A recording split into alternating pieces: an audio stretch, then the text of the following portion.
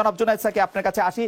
জনাব জুনায়েদ সাকি, আপনি নিশ্চয়ই বিষয়টি খেয়াল করেছেন এবং মানে আমরা যদি বিষয়টিকে এভাবে দেখি যে একজন আওয়ামী লীগের নেতা যিনি অনেক প্রভাবশালী নেতা, তার জামিন বাতিল করা হয়েছে, তার জামিন এবং দুদক তার বিরুদ্ধে আবার একটা মানে তার যাতে জামিন না হয় সেই জন্য একটি আপিল করেছে এবং সেই পরিপ্রেক্ষিতে জজ সাহেব একটি আদেশ দিয়েছেন এবং জজ সাহেবকে সেই আদেশটি বায়াসড আদেশ মনে করে তাকে সেখান থেকে সরিয়ে দেওয়া হচ্ছে, কারণ বলা হচ্ছে যে একজন মন্ত্রী সেখানে আসলে জড়িত। আপনার কাছে কি তথ্যমন্ত্রী হাসান মাহমুদের মতো এরকম মনে হয় কিনা আইনের শাসনই এখানে প্রতিষ্ঠিত হয়, এখানে আর কোনো কিছু ভাবার এতে কোনো সুযোগ নেই? জনাব জুনায়েদ সাকি। দেখুন, মানে যে ঘটনা ঘটেছে সেটা কেবল অবিশ্বাস্যই নয়, নজিরবিহীন। এবং মানে মানুষ আসলে খুবই বিস্মিত একদিক থেকে যে এতটা নগ্ন ভাবে, এত খোলাখুলি ভাবে আজকে সরকার তার যে মানে ক্ষমতা এবং বিশেষত গণবিরোধী ক্ষমতা এবং সব ধরনের প্রতিষ্ঠানগুলোকে ধ্বংস করে নিজেদের এক কেন্দ্রিক কর্তৃত্ব প্রতিষ্ঠা করার যে ক্ষমতা, সেটাকে এত নগ্ন ভাবে প্রয়োগ করতে পারে। মানে এর আগেও তারা প্রয়োগ করেছে, সবসময় তারা প্রয়োগ করে, কিন্তু কিছুটা রেখে রেখে করে, যার ফলে মনে হয় যেন সবকিছু বোধহয় নিয়ম মাফিক চলছে। কিন্তু কখনো কখনো কিছু কিছু ঘটনা সামনে চলে আসে যার মধ্যে দিয়ে বোঝা যায়, যাকে বলে যে টিপ অফ দি আইসবার্গ, মানে বরফের একটা বড় চাইয়ের উঁচু অংশটাই আমরা কেবল দেখতে পাই, এবং সেটা তখন বুঝতে পারি যে পুরো ব্যাপারটা আসলে কিভাবে চলছে।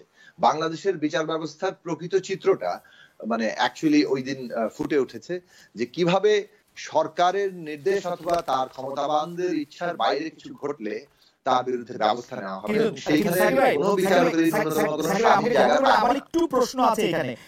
যে লোকটা 2008 সালে ওই আসনে নির্বাচিত হয়েছিলেন, 2014 সালে বিনা প্রতিদ্বন্দ্বিতায় নির্বাচিত হয়েছিলেন, কিন্তু তার বিভিন্ন রকম কাজকর্মের জন্য 2018 সালে তাকে আওয়ামী লীগ নমিনেশন পর্যন্ত দেয় নাই, যার বিভিন্ন রকম কাজকর্মের জন্য তার বিরুদ্ধে দুদক আলাদা করে মামলা পরিচালনা করছে এবং সেই মামলাতে তাকে বারবার তাকে হাজির করা হচ্ছে এবং যিনি সংবাদ সম্মেলন করতে বাধ্য হচ্ছেন একজন মন্ত্রীর বিপক্ষে, তাকে কেন আমরা আওয়ামী লীগের ক্ষমতাশালী লোক বলে আমরা তাকে লেবেল করছি?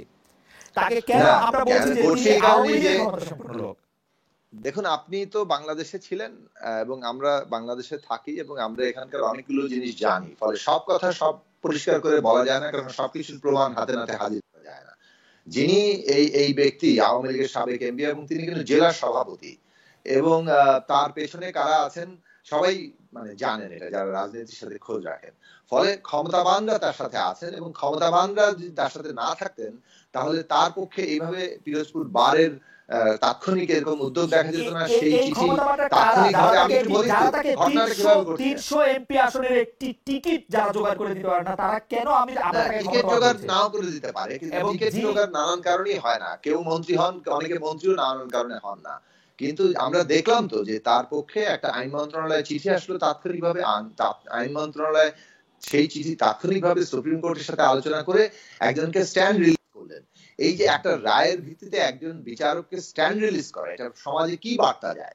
এবং সেখানে তারা সমাপ্ত থাকলেন তাই না, পরের দিন তারা মানে জামিন নিতে গেলেন, তারা ওই মুহূর্তেই তারা ওই ভারপ্রাপ্ত জজকে দিয়ে জামিন নিয়ে তারা প্রমাণ করে দিলেন যে তাদের মানে যা বলা হবে তার বাইরে আসলে। আপনার কাছে কি মনে হয় না যে বাংলাদেশে এটা আমরা যখন প্রধান সাকিব ভাই, আপনার কাছে কি মনে হয় না যে উনি যে অভিযোগটি আসলে করছেন যে একজন মন্ত্রী, আমরা মন্ত্রী নামই বলতে পারি, অ্যাডভোকেট সমর রেজাউল করিম, যিনি ওই আসনেরই সংসদ সদস্য, তার সাথে সাবেক সংসদ সদস্যের যে একটি গন্ডগোল, সেই গন্ডগোলের মধ্যে রাষ্ট্র আসলে কোনো পক্ষই নেয়নি, কারণ এই সিদ্ধান্তটি আসলে মন্ত্রীর বিপক্ষেই গিয়েছে। আমরা কি ওভাবে দেখতে পারি কিনা? না, আমরা দেখতে পারি না, কারণ হচ্ছে যে রাষ্ট্র আসলে বিচার বিভাগের মানে এই কর্তৃত্ব, মানে মন্ত্রীর সাথে আরেকজনের দ্বন্দ্ব হতে পারে, সেই দ্বন্দ্বে যদি এমনকি বিচারকও যদি কোনো পক্ষপাত করেন, তার জন্য উচ্চ আদালত আছে, তার জন্য নানান বিচারিক রিমেডি আছে, অর্থাৎ আপনি বিচারগতভাবে বিভিন্ন পদ্ধতিতে যেতে পারেন। কিন্তু আপনি এমনকি ওই বিচারক যদি কোনো ভুল করে থাকেন তার বিরুদ্ধে আপনি তদন্ত কমিটি করতে পারেন, তার বিরুদ্ধে একটা ডিউ প্রসিডিউর অনুযায়ী ব্যবস্থায় যেতে পারেন।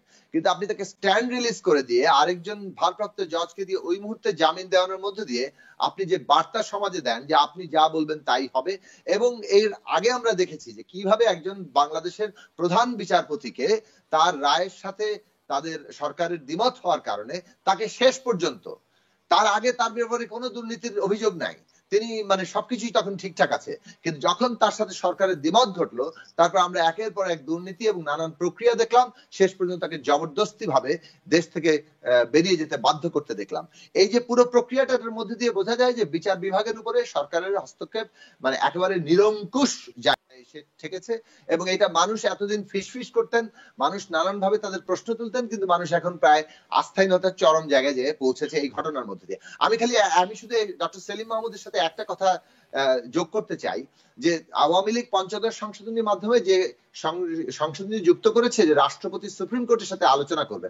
রাষ্ট্রপতি কিন্তু সব, দেখুন একটা দেশের রাষ্ট্রপ্রধান কিন্তু রাষ্ট্রপতি, কাজেই রাষ্ট্রের সমস্ত কর্মকাণ্ড কিন্তু রাষ্ট্রপতির নামে শেষ পর্যন্ত প্রয়োগ হয়। সে কারণে সমস্ত কার্যক্রমে রাষ্ট্রপতির নামেই কিন্তু এটা হয়, রাষ্ট্রপ্রধান সে কারণেই থাকেন। এখন মানে রাষ্ট্রপতি তো প্রধানমন্ত্রীর সাথে আলোচনা করে মানে বাকি কাজগুলো করেন, কিন্তু প্রধানমন্ত্রী আসলে শেষ পর্যন্ত ক্ষমতার জায়গায় থাকেন। সুপ্রিম কোর্টের এটা একটা আনুষ্ঠানিকতা যে রাষ্ট্রপতি সুপ্রিম কোর্টের সাথে আলোচনা করে নেবেন, কারণ বিষয়গুলো রাষ্ট্রপতির নামে শেষ পর্যন্ত প্রয়োগ হবে।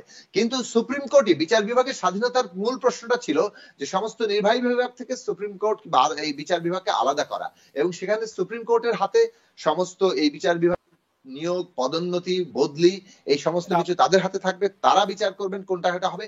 এবং এ কারণেই সুপ্রিম কোর্টের বিচারপতিরা যাতে ভবিষ্যতে কোন রকম লাভজনক সরকারি পদে না থাকেন সেই ব্যবস্থা করতে হবে তাদের, তার জন্য যদি যত রকম সুযোগ সুবিধা দেওয়া দরকার সেটা দেওয়া দরকার, কিন্তু তারা ভবিষ্যতে লাভজনক পদের আশায় সরকারের সাথে যুক্ত হন, সেটা আমাদের দেশে কোনোদিনই স্বাধীন বিচার ব্যবস্থা প্রতিষ্ঠা করবে না। সাকিব ভাই, আমি আবার আপনার কাছে আসবো। আমি বলতে চাইছি ডক্টর সেলিম মাহমুদ, মানে এমনি আমি তাকে ব্যক্তিগতভাবে পছন্দ করি, তো তিনি আজকে আসলে সরকারের মানে যে তার যে সরকারের যে ইচ্ছা এবং সরকারের যে অভিপ্রায় সেটা খুব স্পষ্টভাবে প্রকাশ করেছেন, এবং আসলে এইটারই আমরা বিরোধিতা করছি। তিনি বলছেন যে মানে রাষ্ট্রপতির সাথে কথা বলতে হবে, তার মানে রাষ্ট্রপতি তো রাজনৈতিক ব্যক্তি, কাজে রাষ্ট্রপতি তো রাজনৈতিক ভাবে নির্বাচিত একটা প্রক্রিয়ার মধ্যে এসেছেন, এটা তো আলাদা করা হলো না। কিন্তু আমি একটা পুরো জিনিসটা আসি, আমি কথা শেষ করতে দেন, আমার কথা শেষ করতে দেন, আপনি তারপরে বলেন। সেটা হচ্ছে রাষ্ট্রপতি সাথে পরামর্শক্রমে করা মানে হচ্ছে সুপ্রিম কোর্ট একটা জিনিস করবেন, সুপ্রিম কোর্ট তার এই যে বিচার, পদোন্নতি, নিয়োগ, পদোন্নতি এবং বদলি, এটা যদি তার সুপ্রিম কোর্টের হাতে পূর্ণ ক্ষমতাটা না দেওয়া হয়, তাহলে তো বিচার বিভাগে আসলে পৃথকীকরণ করা হলো না, এটা আইন মন্ত্রণালয় এক্সিকিউট করবে। রাষ্ট্রপতির সাথে পরামর্শ মানে হচ্ছে আসলে উনি যেটা বলতে চাচ্ছেন যে আওয়ামী লীগের সাথে পরামর্শ করা হয়নি, এইটাই আসলে তারা বলতে চাচ্ছেন যে আইন মন্ত্রণালয়, সুপ্রিম কোর্ট যদি কাউকে বদলি করতে চান, আইন মন্ত্রণালয়ের সচিব কেন সেটা ঠেকাতে যাবেন? তার মানে হচ্ছে যে তিনি রাজনৈতিকভাবে সেই জায়গাটা করতে চাচ্ছেন।